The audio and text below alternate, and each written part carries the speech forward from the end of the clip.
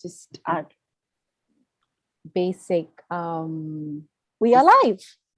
Hello, everyone. Welcome to the Wednesday Web Jam. Just to start with a few things, you are being recorded live on YouTube. So if you'd like to share your lovely face and smile, please stay on. And if you're not okay with that, you can always be with us through your voice. We will be taking some screenshots and some reels that go on to Instagram. Feel free to share your experience and and help us grow our community. Just a few things. Who are we? So these are the few adjectives that we found that we thought that you would resonate with, and who we are. If there are other spaces that you feel we can add, please let us know.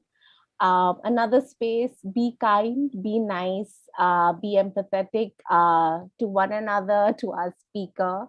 And let me introduce our today's speaker. He is many things. He's a design and innovation consultant. He's a leadership coach, and he's also one of my favorite authors from his book, Service Design Insight to Implementation. So I will let him tell you a little bit more about himself. So I give it over to you, Andy. Welcome on board. Thanks very much. I'm just going to switch to when we switch the sharing. I'll switch. I'll switch to me. Yes. I'll just let you. You have to stop sharing. Yeah. There we go. Right. So, thanks for joining me out there in internet land. I don't know all the people who are on there. I will meet you in a minute. So I'm going to be talking about sort of leading conversations in teams, but I'm going to be sort of talking a bit more about the sort of personal dynamics of teams, and I'm going to be talking about actually leaning on the fact that we've all been in lockdown at some point in the last couple of years and learned quite a lot. But before I start, two things. The first thing is I think it behooves me to say, I'm going to be talking about my experience of kind of leading teams and conversations within teams. I'm a white cis male, and I've middle-aged, and I'm as kind of structurally privileged as it gets. And so I think one of the things here is I can only really talk from my own perspective, and I coach a lot of people of different relatively diverse bunch of people, but I think it's important to kind of recognize that things that may come easy for me are perhaps not as easy if if you're a woman of color, if you're of a different sexual persuasion, any of those things. I understand that kind of bringing your full self to work is harder than it is for me. But before I start this, I would like to get to know you. And there's a little icebreaker I'd like to do, and decided to do it in the chat. And hi to everyone who's saying hi. What I would like to do is in the chat, if you could write your answer to a team is like a. So you can write a team is like a, and then tell me what you think. Just take a kind of minute or two to think about it, and then put it up in the chat. And I'll pick out sort of some ones that that are coming through. So a team is like an elephant. A team is like a jigsaw puzzle. I might kind of pick up on some of these. So is the elephant, Patrick, the thing about the blind man and the elephant, or blind men, not blind people, we should say, and the elephant, is that the elephant, or what's the elephant bit of that?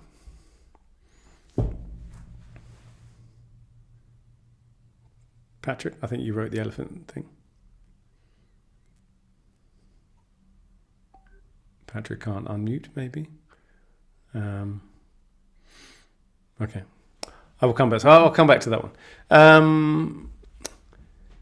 Sarah wrote, where have we got? A jigsaw puzzle. Okay. I think I can get that. A team is like a herd of wild horses. A team is like a music band. Andrew, where are you? I can't see you. Tell me about the team is like a music band, if you will. Am I allowed to speak You about are that? allowed to speak, yeah. I treat it like everyone has different roles, like guitar, bass, drums, lead singer. Everyone's good at different things, but together they make beautiful music. And yeah. Thanks. So I like the band metaphor a lot because I'm a musician, and well, not so much now, but I have been in bands in the past. And my very first thing that I did when I left uni was to start a collective, a co-found a collective, and that was very much like that, where we all had different skills, and there was a kind of a very unusual structure. At the time, this completely flat structure, but there was this thing there where there's a certain chemistry. And actually, recently, we had like kind of 25 years later, we had someone interviewed us all online, and we hadn't really chatted to each other much. It was like one of those kind of "where are they now" things. And there was definitely some of the old chemistry there as we were all kind of chatting with each other. And so there was a certain kind of chemistry that kind of really bound us together. But there was also like a teepee, you know. There were these kind of different sets of egos that propped each other up and counterbalanced each other very nicely. And when one of them wasn't there, it all sort of started to go out of shape. But the nice thing about bands, I remember listening to a conductor who was doing this project where he had an orchestra made out of Palestinians and Israeli musicians.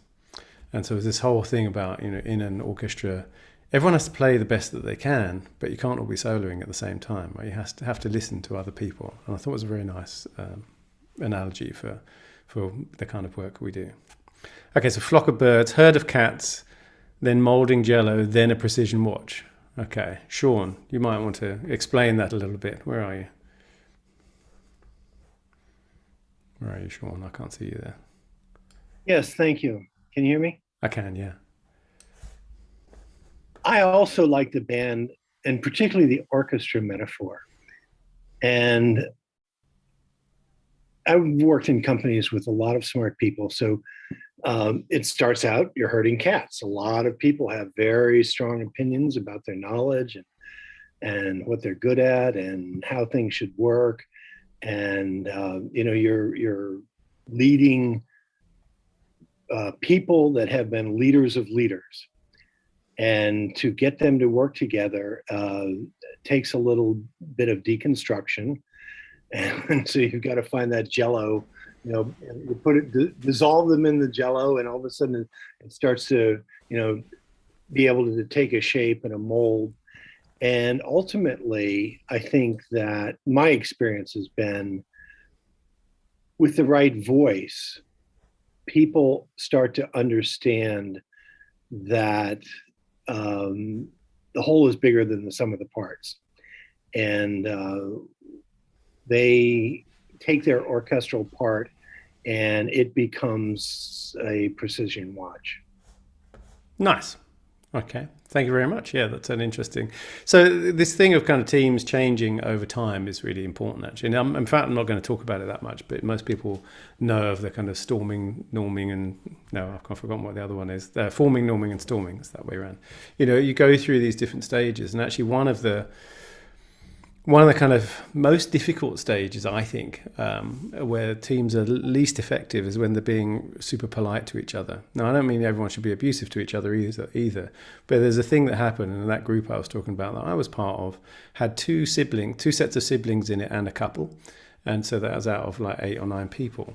And that deep intimacy that those people had, those pairs had, really helped kind of mean that people didn't kind of hold back and were direct, but they weren't kind of nasty. So there's plenty more there. I'm not going to be able to go through them all, otherwise we'll be here for a while. But I liked the weather, traffic, box of chocolates. I was waiting for that to come. A fish market, different, noisy, quiet, friendly, as it goes through different things. I'll talk about that a little bit, actually. There's only one last one I'd like to check out. A fake mask to different parts of the community. So, Peggy, you mentioned that. What did you mean by that? Hey, everybody. Can you hear me? Is Yeah, it okay? yeah. Okay. Yeah, it's interesting. I mean, I've been doing team stuff for like 40 years now. Yeah, a long time. And I remember some teams that came together and you thought that they all had the same agenda and that they all had the same goals in mind.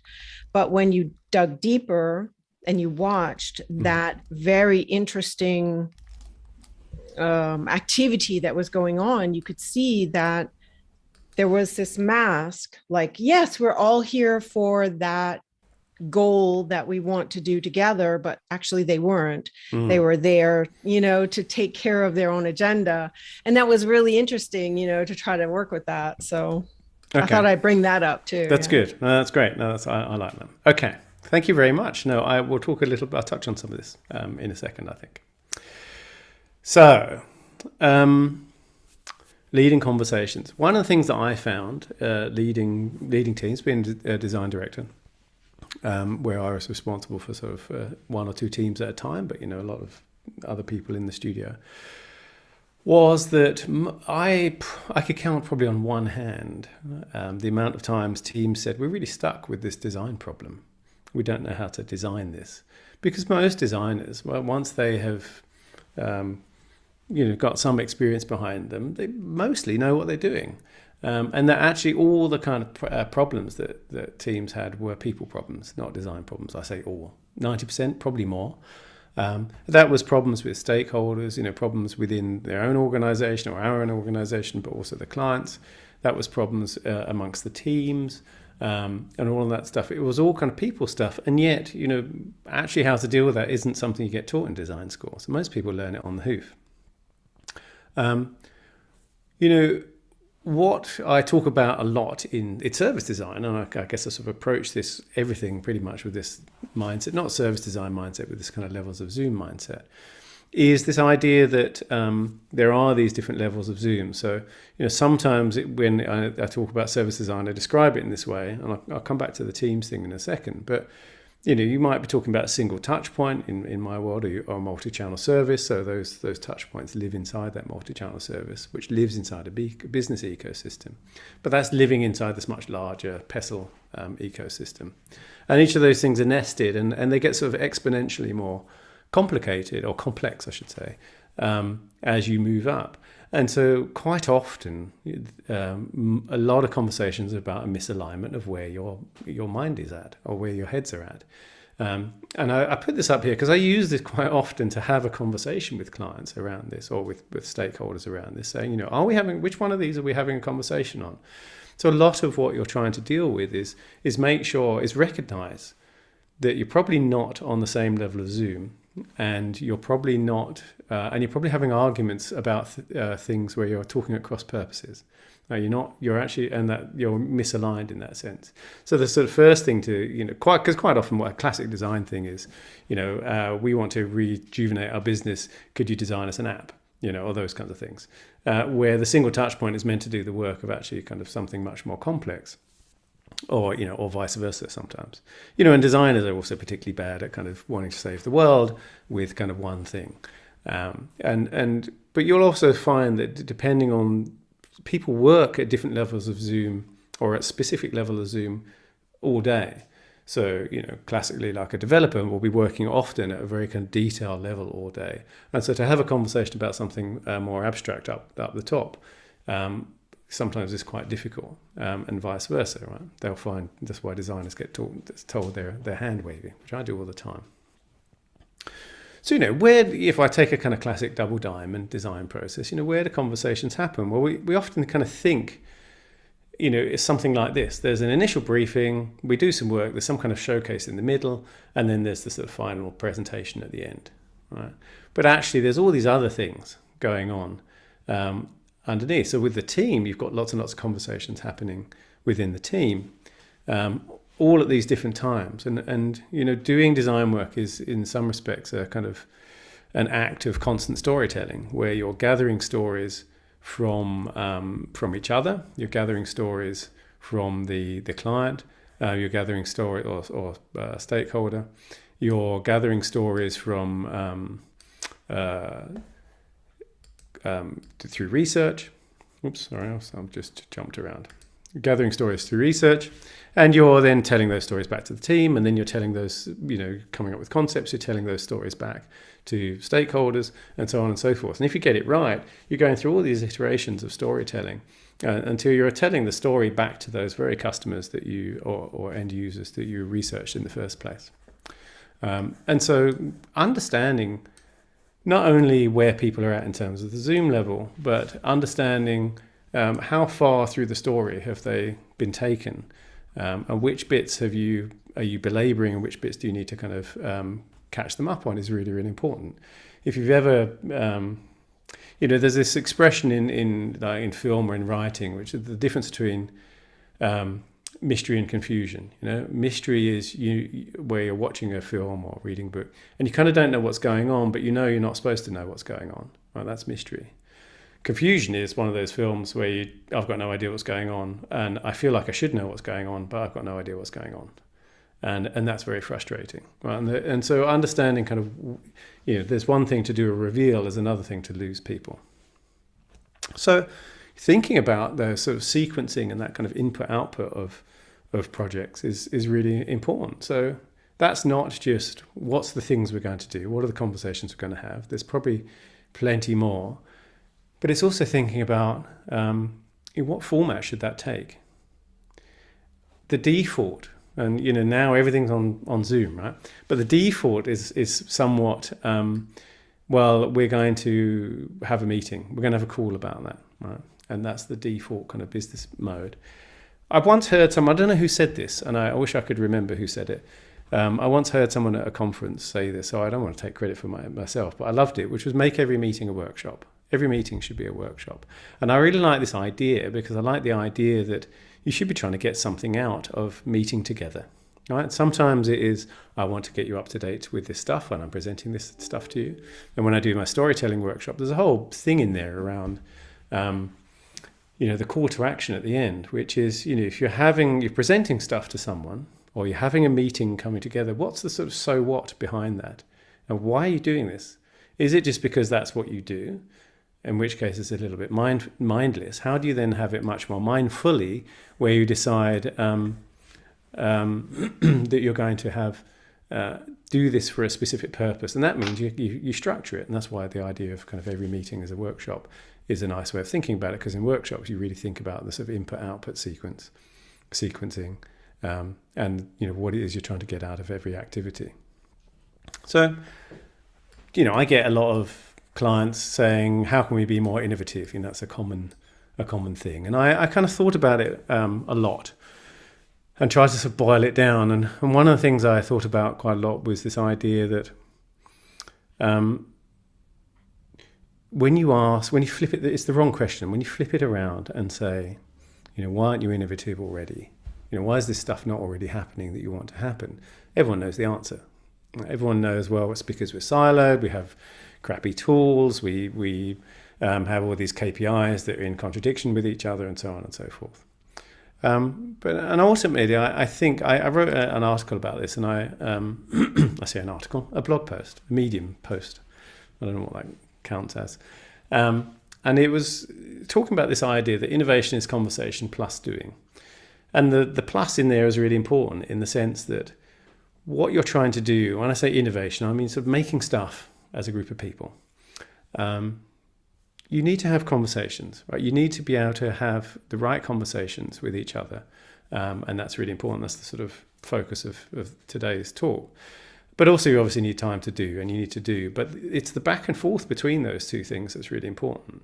And this is why startups work so well. When it's just kind of 6 people in a room, the sort of circuitry of and pathways between conversations are incredibly short, and sometimes it's within one person because they're wearing sort of multiple hats. And that's why as it kind of expands in a larger organization, or even as a startup scales, it all starts to kind of fall apart because those connective tissues aren't really taken care of. And so I sort of boiled it down into this phrase of, are the right people, or the question, are the right people able to have the right conversations in the right way at the right time? And it's a really simple question. And you can say enabled to have instead of able. But as you unpack it, it raises lots of other useful questions, which is, well, who are the right people? And that's a very good question. Who are the right people? What's the right conversation? Is this, what kind of thing? Is this a decision-making conversation? Is this a prioritization conversation? What kind of conversation is this? And then in the right way at the right time is, the right way is what should this be? Should this be a workshop? Is this a collaborative thing? Is it something where I just need sign off? Is it just a presentation and so on, right? Is it a kind of read back? Do I want feedback on this or do I not? All of those kinds of things. Should this be a quick Slack conversation? Should this be, email, or should this be something where we try and get together or get together on Zoom? Those are all very good questions, because all of those things change the way you have a conversation. And then the second bit of this is really, at the right time. Invariably, it's always too late is probably the answer to that. Most people have conversations about things far too late, especially the stuff that is difficult. And but in general, also, it's about a sequencing thing. Engineers complain that they're brought too late into things. Designers complain that they're brought in too late to projects. So actually getting that sequencing is important. There's a structure to this. There's Daniel Stillman, if anyone doesn't know, he's got this book called Good to Talk. And it's about how to design conversations that matter. And he has, because canvases are of course, de rigueur. He has this nice OS canvas, and it talks about the sort of different facets of conversations and how to think about them. And those kinds of things around, I'm going to talk about in just a second, of these different aspects are really, really important, right? Particularly around, who's invited, who isn't, who's got the power and permission, who doesn't, and so on. They will shape the kinds of conversations you have. So I came to see sort of leading teams, at least, or design leadership as kind of slow motion facilitation, because in facilitation, you're doing things like kind of reading the room, thinking about who's invited, who's not, the power structures, the tools you use, the methods, even things like spaces, food, kind of cadence and stuff like that. Are people engaged or disengaged? And we see that thing where there's like one person who is, at a table and they're doing an activity, and there's 4 people doing the activity, and then one person's kind of on their phone, it's kind of slightly checked out. Divergence and convergence, all those different things, being apart and together, errors, cleverly done in green here, so it's wrong. Look how creative I am. And then sort of corrections and improvisation too. There's a lot of stuff where you have some shape, but you have to kind of respond quite quickly.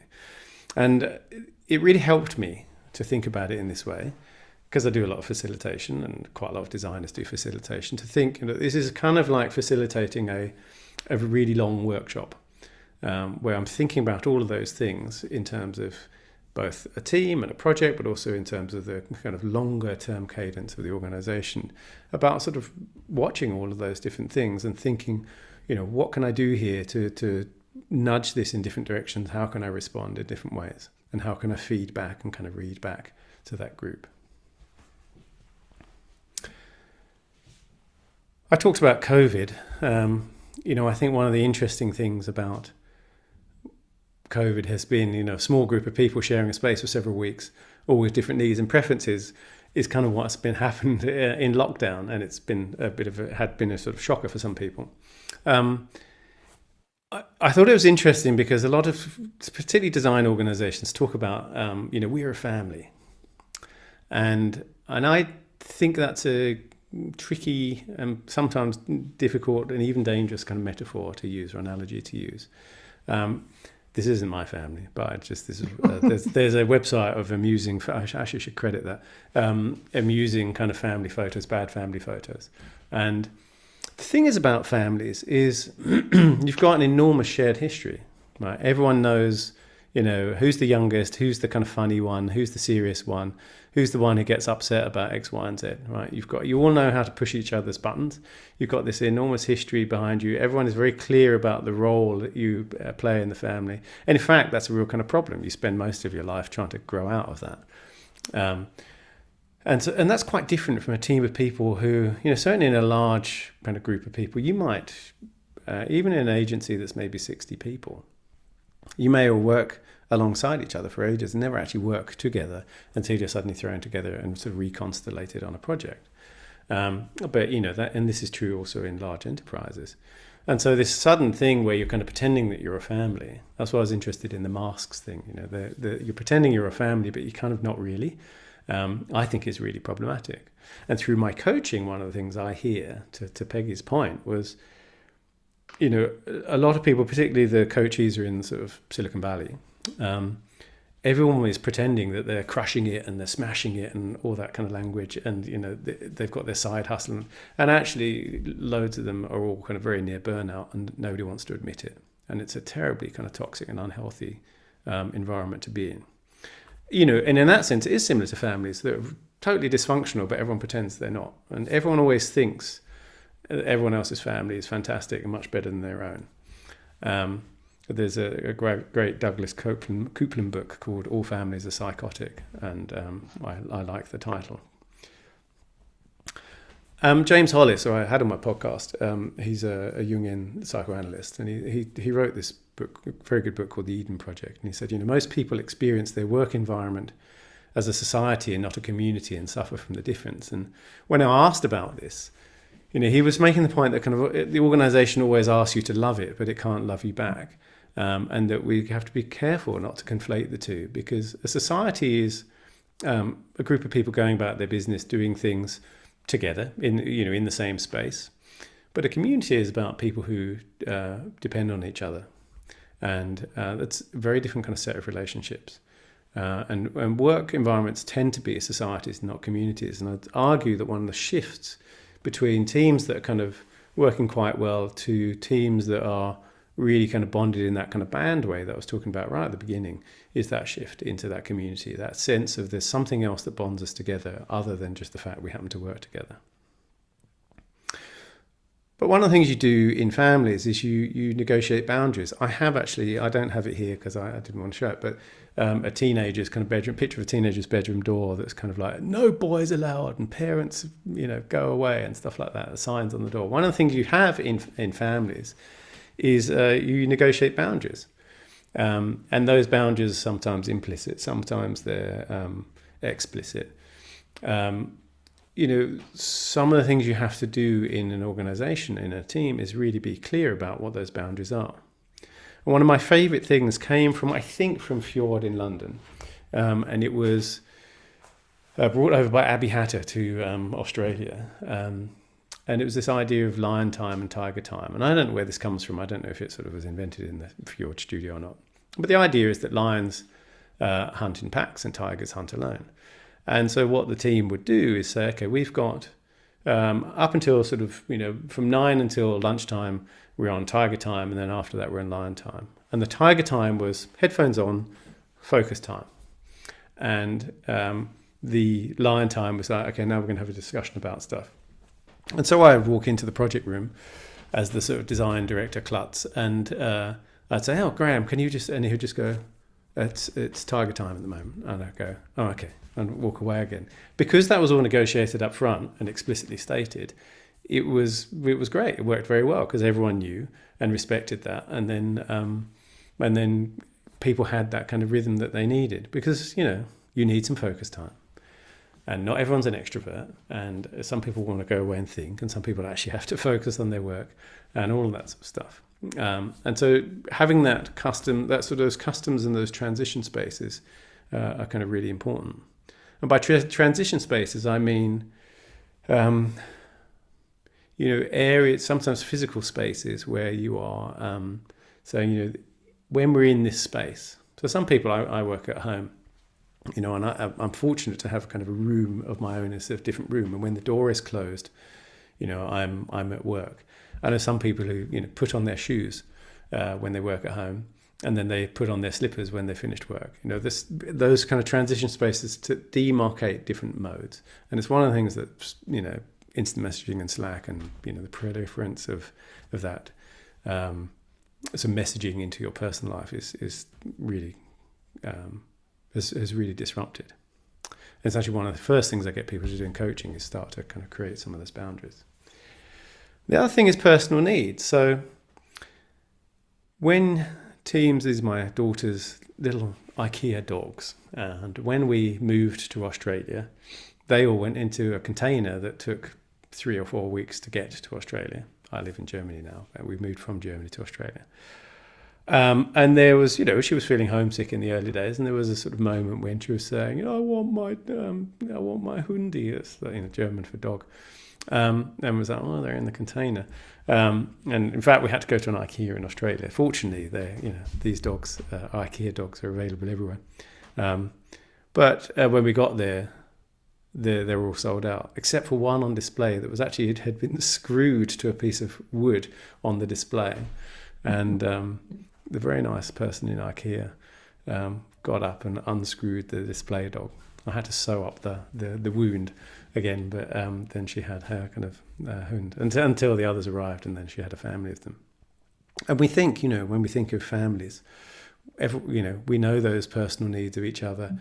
Sometimes it's, think of wedding planning or something, or big meals like Thanksgiving or Christmas. The personal needs are really taken into account because we can't put so-and-so next to so-and-so because they always argue, and his ex-wife is coming, what we can do, and all of that stuff. We were very well aware of them, hyper aware of them, and yet a lot of that seems to go out the window because we're being professional at work. And so, being explicit about this is important. And starting either in a studio or starting in a project and putting a team together, you're kind of trying to sort of catch up on all that family growing up very, very quickly, as quickly as you can, so you get to know each other and each other's needs. So doing something like this, which came from Fjord Copenhagen, this idea of, here are my strengths, here's where I'm at, my design sphere here, here are my personal needs, and then things around, my dream projects and my missions, but, these are things I can help with. One of the terrible things that happens when everyone's working very fast and very busy is you can become really good at something you don't like, and you always get given that same job over and over again. And I get it a lot in coaching. I hear people and they're, oh God, I really, I don't really, I'm good at project management, but I really don't want to keep doing project management and things like that. And so being explicit about that is it gives you a chance to get out of the pigeonhole. Right? And I talked about, I'm the younger brother in my family, so I'm always in that kind of pigeonhole. I'm 50 years old. I'm still the younger brother. So my brother, I'm sure, thinks I'm still 12. The other things, though, with that is you get to self-police, right? So if someone says, my yoga class is really important to me on a Tuesday night or something, and then on Tuesday they're like, oh, look, I'll stay to finish this off. The rest of the team can hopefully say, no, you should go because we know that's important to you, and give that person permission to basically set a boundary. And those things, some people are like, I can't just answer things off the spot. I need to just go away and think about them and then I'll come back. Or when I'm working with my headphones on, I'm not being antisocial, I'm not being not collaborative. I just need to work that way and then I'll come back to the group. And then, of course, structure and schedule. This is really kind of going the other way of, this is what kind of blew everything out of shape during lockdown and COVID, was a lot of that stuff went out the window. You no longer had your commute. My podcast listening's gone down massively since I've worked from home. You no longer have that same sort of cadence and rhythm. And actually kind of bringing that back in, I'm really talking the other way now, bringing that back into family life, that started to become really important. And one of the things I did with my daughter when we were doing homeschooling is I made her a Kanban, weirdly in sort of English and German, because it just became totally overwhelming. There were sort of emails coming from different teachers and stuff about, here's all the things you have to do. And it was like, I don't know what I have to do now, and I don't know what I've done, and I've half done some stuff and all of that stuff. And actually bringing that structure back to her was very, very helpful to get the overview. And it, of course, massively reminded me of being in a kind of large workplace where I've got 50 million people kind of sending me stuff all the time and everything's a priority. And actually the structure and schedule is another way of setting boundaries. So putting, I'd say I mentioned, that as the thing that happens in coaching. Probably the number one thing I first get people to do in coaching when they come and they're really sort of stressed out, or they're quite sort of burning out, is as I look at the calendar and I look at, oh, well, here's my Monday afternoon and I've got 4 back-to-back 30-minute one-to-ones. So, well, that's just a recipe for kind of disaster on any kind of call like that. I spoke to someone earlier on today, actually, and they just were saying, oh, sorry, I'm running late. I just come out and run from one Zoom call to the other, but I'm not even running anywhere. I've just, and you switch from one Zoom call to the other. Remember me talking about transition spaces? It was that to put in a kind of a buffer time between and be really strict about it, sort of 10, 15 minutes between meetings, because in any meeting, you're probably still thinking that back to back, you're still thinking about the one that you've just come from, 5, 10 minutes into that meeting.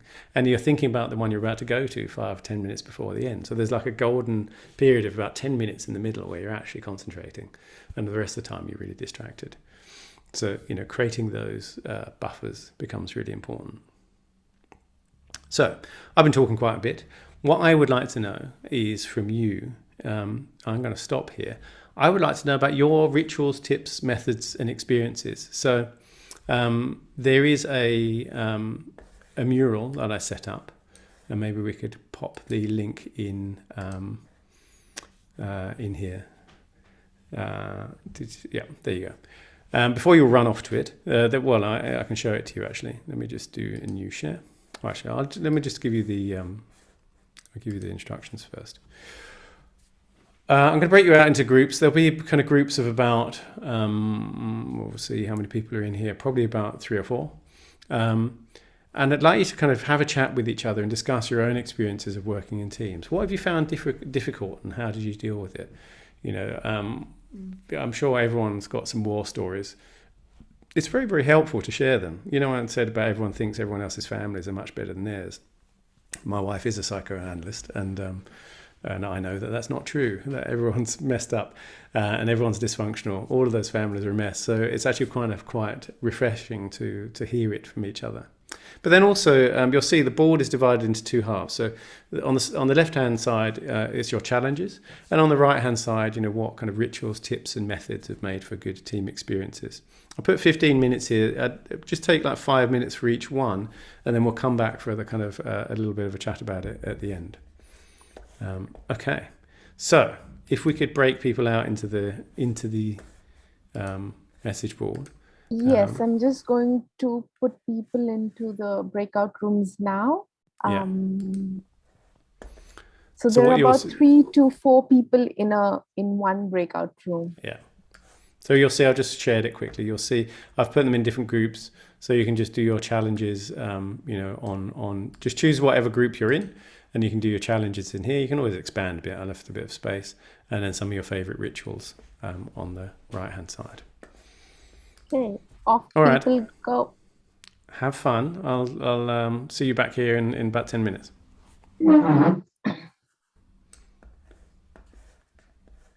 I hope. I'm not in control of the breakout rooms, am I? Yeah, there you go. No, I've made them. Okay, I'll join one too. No, you have to be with me. I have to be with you. Forcefully on the plenary. Okay, not now. Okay, I'll wait then.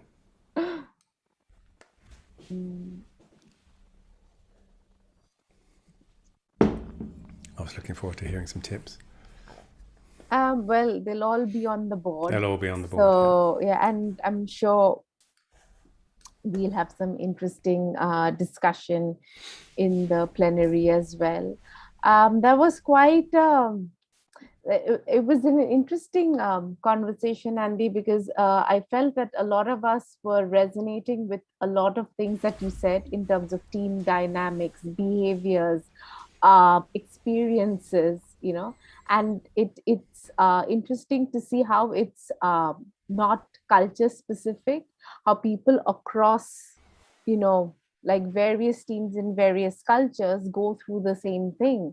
And, and the way that you were talking about, looking at different systems, of hierarchies and equations. I think that's something that's quite, I think it's really, it depends on how people are managed and how they want to be managed. And what are the experiences that come out of that kind of management?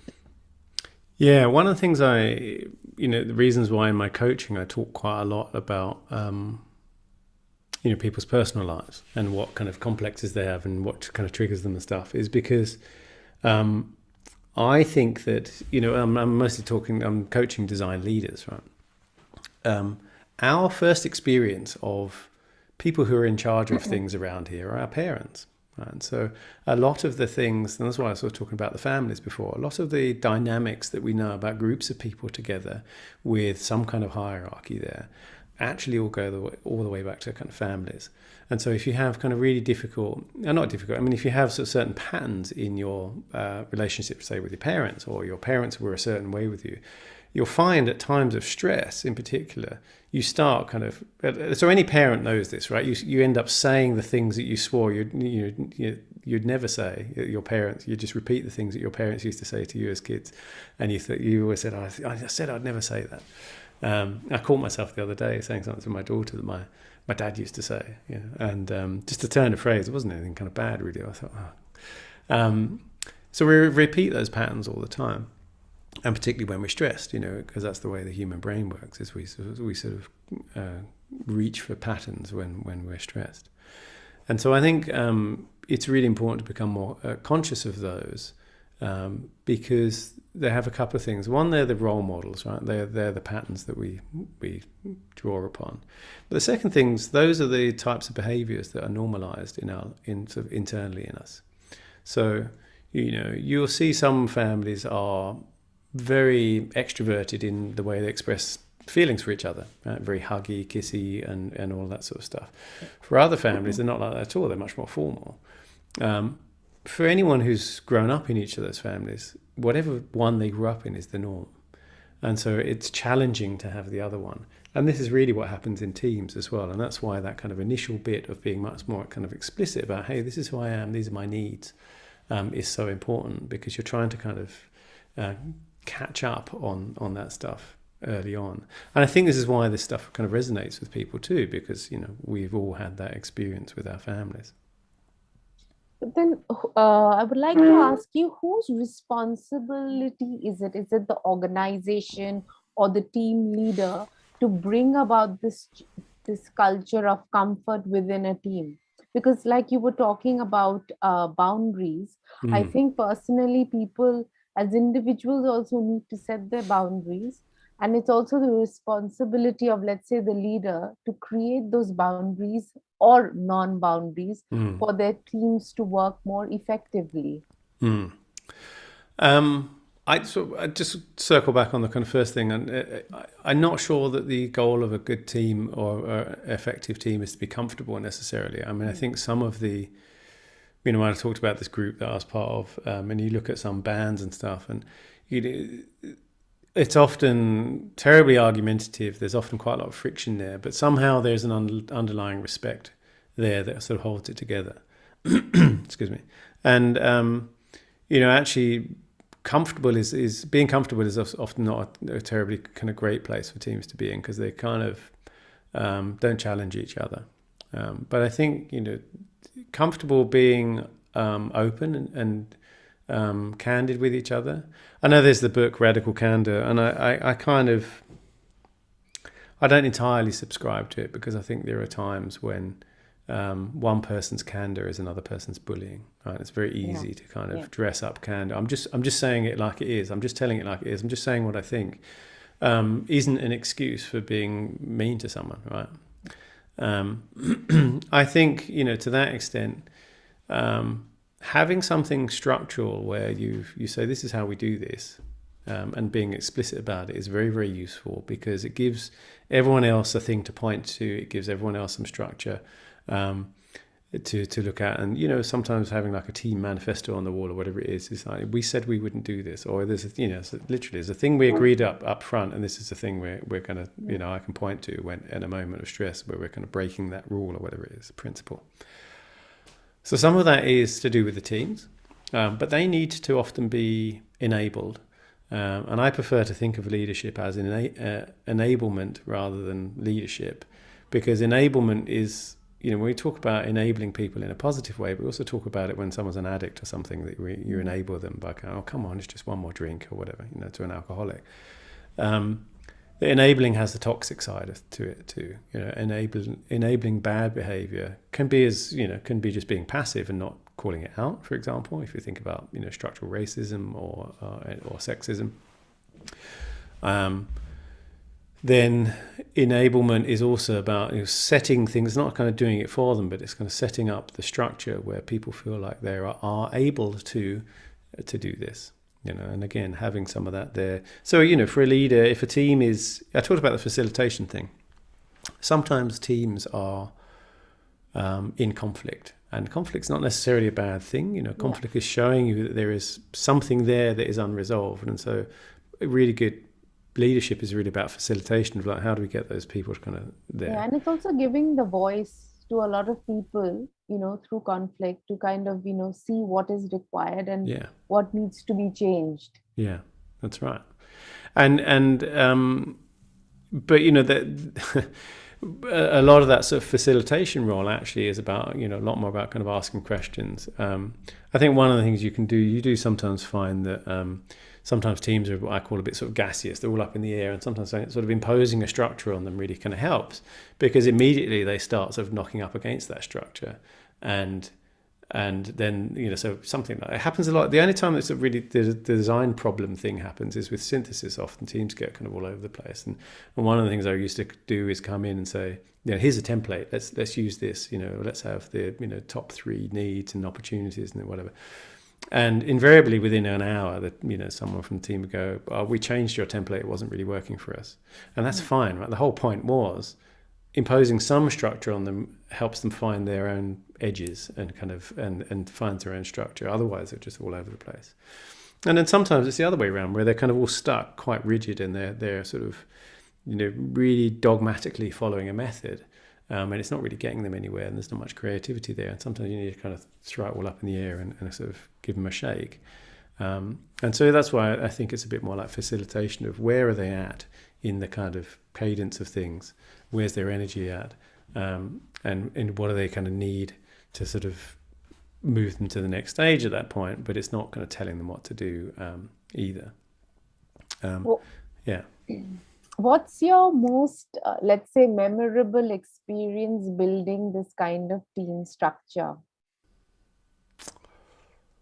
And least. I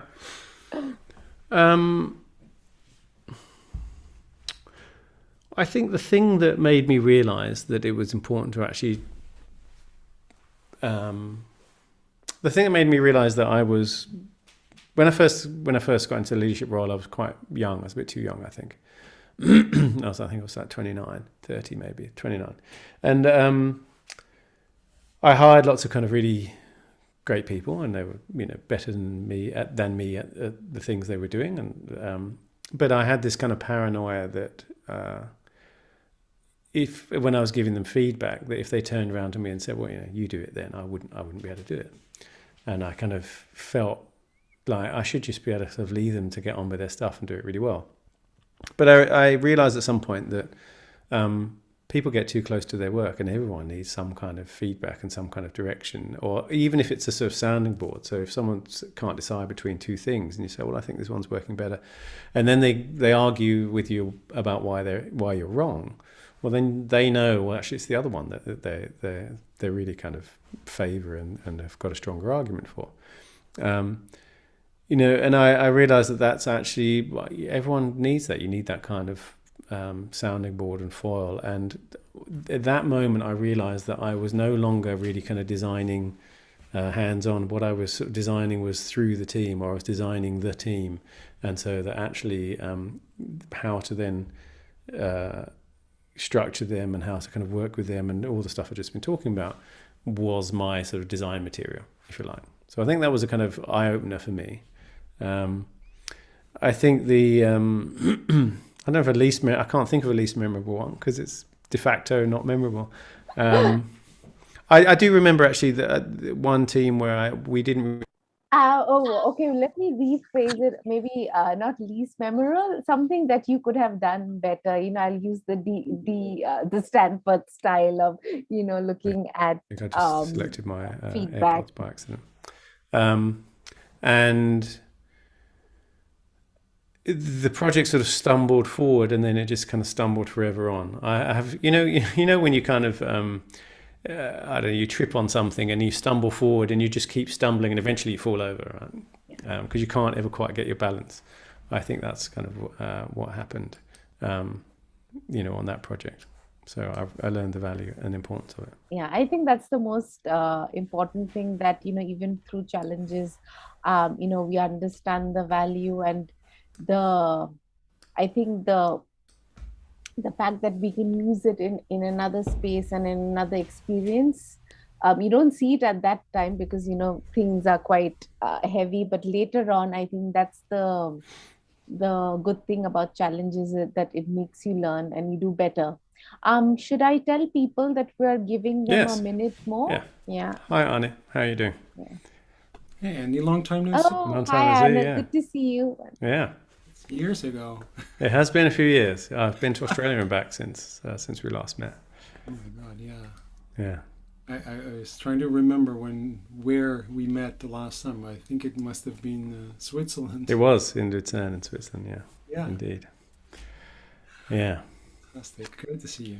Yeah, and you.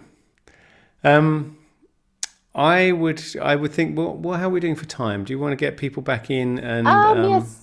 I think people are kind of rushing now to kind of fill in their last thoughts. Did you give them a sort of shout out saying? Yes. So while they were doing the second activity, I told them the first activity, I said it's a good idea to do the second one, and I've just told them that we'll be closing in a minute. So okay.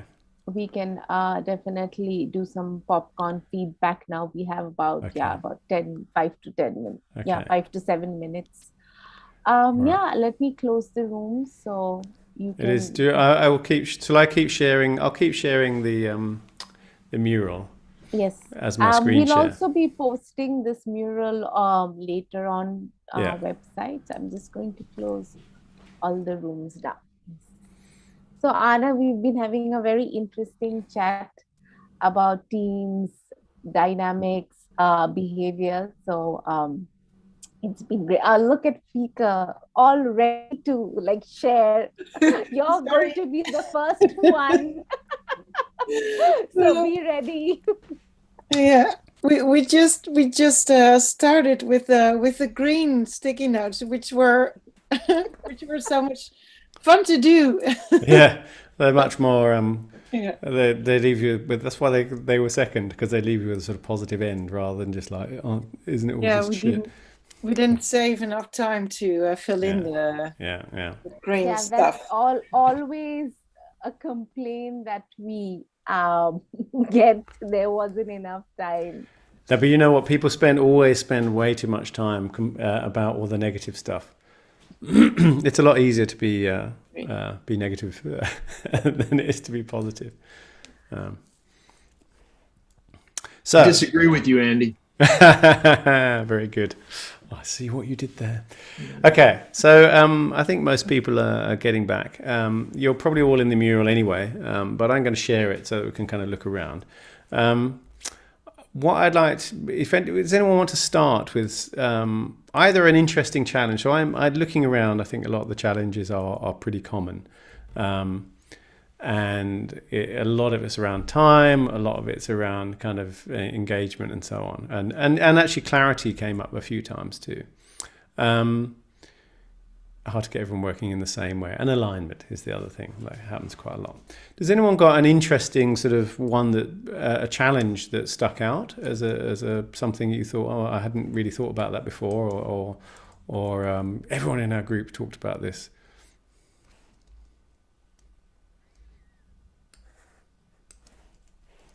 Well, Sally and I were talking about how difficult it is to navigate families and small spaces while working. You know, when you put that family of 9 people in one housing unit, no matter how big, and sheltering in place for 20 plus months, that's really hard. Yeah, it is very hard. Yeah. But I was also struck of, people's work lives are not dissimilar when you're stuck in a project room with a group of people for 8 hours or more, 10 hours a day together as well. And you don't have the benefit of the candor that kind of families have to negotiate some of that. I mean, sometimes it's a good thing, right, as well. But yeah, I think it's been very, very tough. I think it's taught people a lot. It's revealed a lot, I think, about people's relationships to everything, to each other, to their colleagues, to work, and all those things. Anything else? Thank you. Anything else that anyone's thought was an interesting challenge?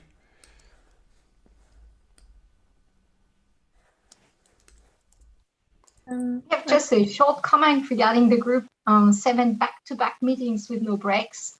So we have set a rule that we schedule meetings for 55 minutes by default in Outlook, and then we have 5 minutes break in between.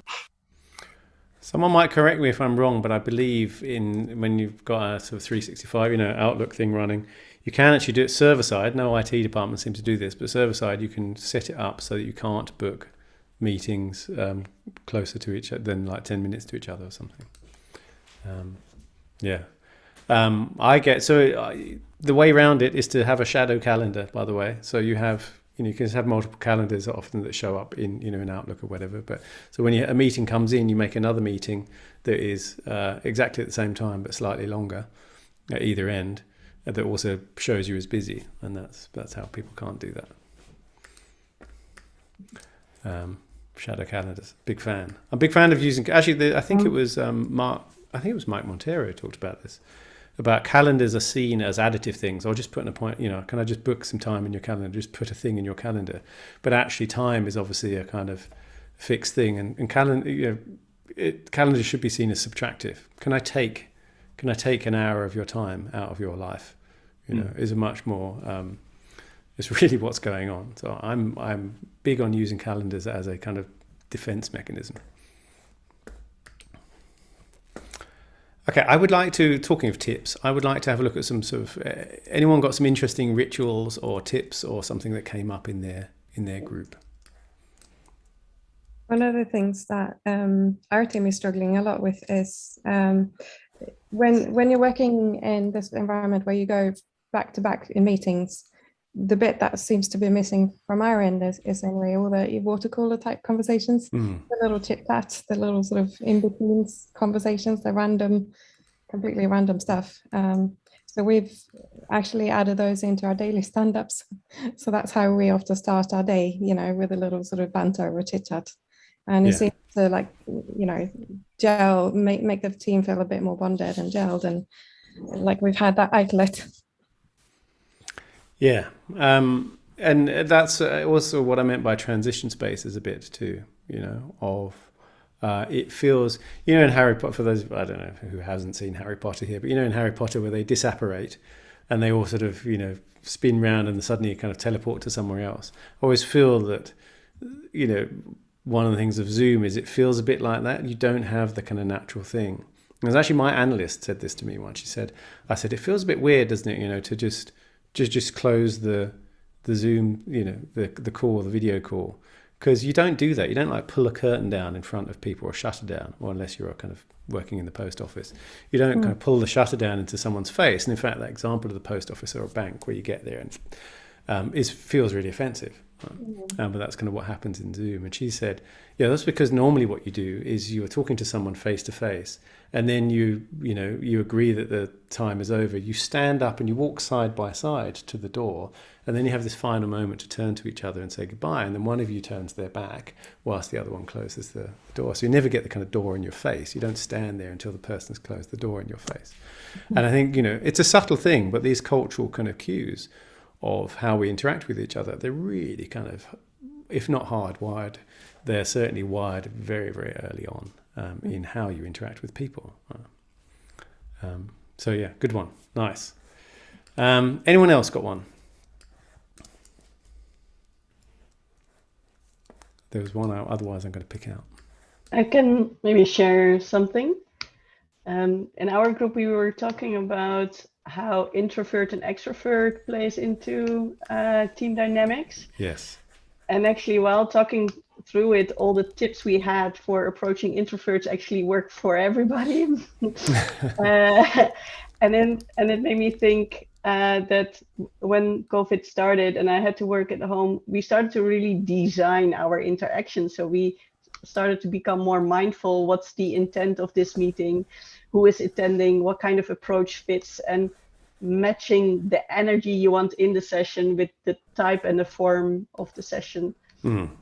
So really catering to the need of the meeting and who you're having the conversation with. Yeah, I think that's a nice one. I think it's one of those things where, you know, a lot of particularly workshops, I remember, well, Jenny will know this from Fjord, you know, a lot of the kind of workshops would do where you are, they really kind of privilege, or they benefit extroverts a lot more quite often. A lot of things like, hey everyone, let's come up with some ideas and let's share them with the group, and you know, all the introverts are like, oh my god, this is just a horror. And then, but some of that actually giving also extroverts space to think, rather than just, hey, I'm an extrovert, so I'm just going to say everything that comes out of my mouth straight away with no filter. Actually makes them more mindful too. So it's I think it's very good. I think it's the same as we think of people who are kind of structured and non-structured as well. And there's a kind of, you can map out different sort of axes of that, and having that kind of rhythm really helps. We're probably coming up to time, aren't we? There's one thing I wanted to pick out. Can I do it? Yeah, sure. Go ahead. Which was, let me see if I can find it again. I'm going to make everyone sick by just quickly zooming in and out. I think it was around, well, someone can tell me. It was the thing about childhood complexes or something coming up at work. Yeah, that was Peggy. Okay. Which group were you in, so that I can quickly go there? Group 5. Okay. But it was a challenge, I think, as opposed to. Okay. Yeah, that was true. Right. It was over here. So I just because I thought it was it resonated with what I was saying. Oh yeah, who you are as a child comes out of your work. I want to share a story to end with, which, with permission of the coachee, I won't mention who she is, obviously, but we were talking about this difficult relationship she had with her boss, and how it kind of triggered her to sort of act out and to be kind of more sort of angry and upset about things, and then that sort of shifted the things into not a very good space. Actually, when we kind of couldn't work out why, and then we were talking it through, and as we went through, and I was sort of asked her, when can you first remember feeling like that? And she just broke into tears and said, my mother-in-law, not my mother, my stepmother, and had this realization that if you so her boss was being quite micromanaging. And if you think that she was, as a teenager, her stepmother did a lot of the kind of, where have you been? Where are you going? What are you doing? Who are you with? And all that kind of stuff. And so, but at that teenage time where she felt like, well, I'm a young woman, I'm independent, it kind of triggered that complex in her and kind of really upset her. And because it was sending her back to that age, right, emotionally, of where she was. And actually naming it and realizing was she could then sort of say, oh, I'm having a stepmother moment here. And it kind of reframed it and kind of took her out of that dynamic in work, in the workplace. And I found it incredibly powerful sort of moment in the coaching. And it really made me realize of how much that happens over and over again in work, and you see, managers and leaders acting in ways that are kind of like the worst parent possible. And it's quite often, because work is often structured that way into a kind of parent-child relationship, we get back into those old complexes. So I think that's a really kind of important thing to become aware of in the workplace. And the biggest lie about being professional is that somehow you kind of leave all that personal baggage at the door and you can kind of pretend to be someone who doesn't have any emotions, and that's not the case. Okay, I'm going to stop now. I'm going to stop talking. Thank you so much, everyone. And someone has to run to another meeting.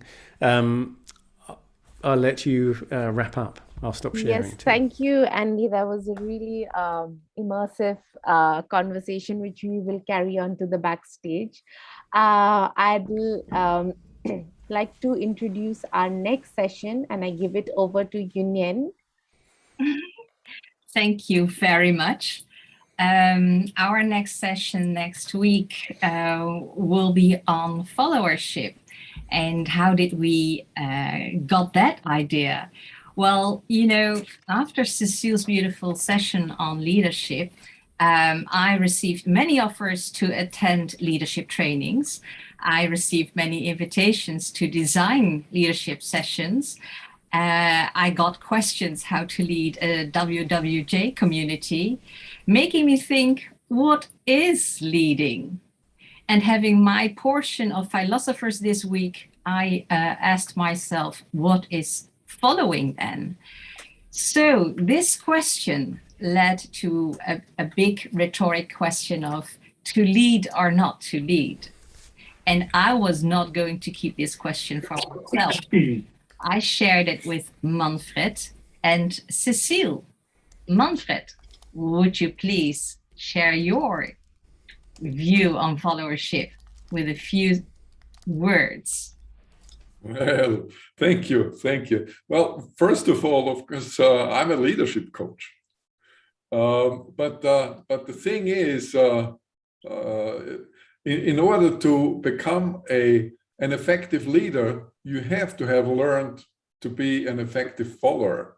And followership is a practice, is a skill like leadership. And so we will dig a little bit into that next week. Nice, thank you. And we will do that with Cecile. I'm not so sure if Cecile is in the room. Yes, Cecile, please, a few words from you. Thank you, Yanyan and Manfred. So yeah, we know a lot about leadership development, one side of the coin, but what about the other side, followership? So how do we develop leaders, people in leadership positions, and followers as well? And what is it that followers want? Let's hear it from them. Thank you. Thank you. Right. So that is going to be next week. Can I take you also to our Ko-fi site? Because we love you to buy us coffee, and by buying us coffee, we can cover our costs of the MailChimp, the Zoom, and we are longing for a new Miro or Mural business plan. All right, so here is the site where you can use the QR code and buy us a big cup of coffee. Thank you very much. Back to you, Anupa. Yes, Mim, can we stop sharing on YouTube? We have to say bye to YouTube and get back to, is Mim there? I am here. You have